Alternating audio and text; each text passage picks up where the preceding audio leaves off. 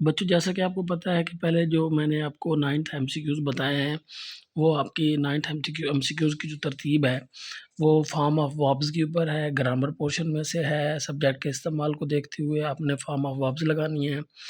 पहले 5 एमसीक्यूज़ आते हैं और जो उसके दूसरे एमसीक्यूज़ हैं, वो आपके मिस स्पेलिंग के हैं। अगले जो 4 एमसीक्यूज़ आते हैं बेटा, वो 4 मिस स्पेलिंग्स के हैं और 5 जो हैं आपके वर्ड्स मीनिंग की पर आ सकते हैं, उसके सिनोनिम्स भी आ सकते हैं, उसके एंटोनिम्स भी आ सकते हैं। और ये जो इसका आइडिया होगा वो मैं आपके साथ डिस्कस करता हूँ। जो मैंने ये सारी एक और चीज़ बातें माइंड में रख लें कि जितना भी पोर्शन आ रहा है ये आपके एक्सरसाइज़ के एंड पे दिए हुआ है। हर चैप्टर के एंड पे जो एक्सरसाइज़ है उसी में से ही ये सारा लिया गया है। आपके एमसीक्यूज़ एक्सरसाइज़ में से ही आएँगी।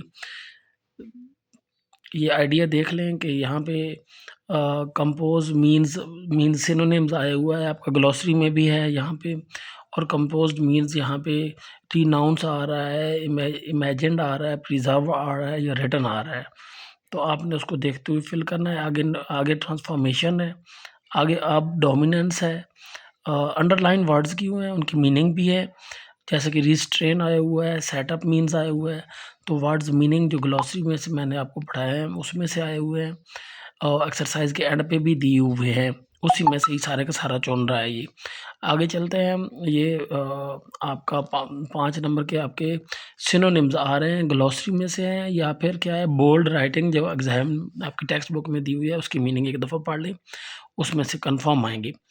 आगे आता है आपका बेटा पार्ट्स ऑफ स्पीच में। तो यहाँ पे देखें वही चीज़ आ रही है, मैंने आपको बताया था कि उसने क्वेश्चन आंसर भी ऐसे ही अटेम्प्ट करने हैं। पहले नंबर पे एप्लीकेशन लेता है, दूसरे नंबर पे नॉलेज लेता है, तीसरे नंबर पे कॉम्प्रिहेंशन लेता है। तो यहाँ पे देखो दोबारा उसने क्या किया है, उसने 5 नंबर का जो ग्रामर का पोर्शन लिया है उसमें एप्लीकेशन दे दी है, आपका नॉलेज दे दी है, उसके बाद कॉम्प्रिहेंशन है, इवैल्यूएशन है। इसके मुतालिक आपसे ग्रामर पोर्शन में से ही सवाल पूछेगा और ये एक्सरसाइज के एंड पे दिए हुए हैं। यहाँ पे फॉर एग्जांपल 15 नंबर पे मैं डिस्कस कर रहा हूँ, choose the correct answer who is dash for is क्यास। तो रिस्पॉन्डिंग, रिस्पॉन्सिबल, रिस्पॉन्सिव या रिस्पॉन्डेड। तो लाज़मी बात है आपको पता चल गया होगा, ऑप्शन बी आ रहा है। इसी तरह हैप्पीनेस है, तो ये मैंने आपको बताया था क्वालिटेटिव और क्वांटिटेटिव और डेमोस्ट्रेटिव। बाज़ औक़ात जो एडजेक्टिव है वो नाउन भी एडजेक्टिव हो सकती है फ्रेज़, और क्या होती है वर्ब फ्रेज़ भी एडजेक्टिव के तौर पे इस्तेमाल हो जाती है और वो यूज़ एज़ एडवर्ब भी इस्तेमाल हो रही होती है। तो ये देख लेना बेटा, ये एक्सरसाइज़ के आखिर में दी हुआ है। इसको भी एग्ज़ैक्टली पढ़ना, जो कन्फ्यूजन है, जो आपको समझना है वो मुझसे कॉम्प्लीमेंट में पूछें, मैं आपको कमेंट्स में ग्रुप के अंदर बता दूँगा। आगे 17वें के ऊपर जाएँ तो आपको देखो कंजंक्शन के ऊपर इस्तेमाल कर रहा है, 18वें के ऊपर इंटरजेक्शन के ऊपर इस्तेमाल कर रहा है और जो 19 नंबर है वो आपका प्रोनाउन के ऊपर इस्तेमाल कर रहा है। तो बेटा ये सारी चीज़ें जो हैं ये आपके नॉलेज में होनी चाहिए।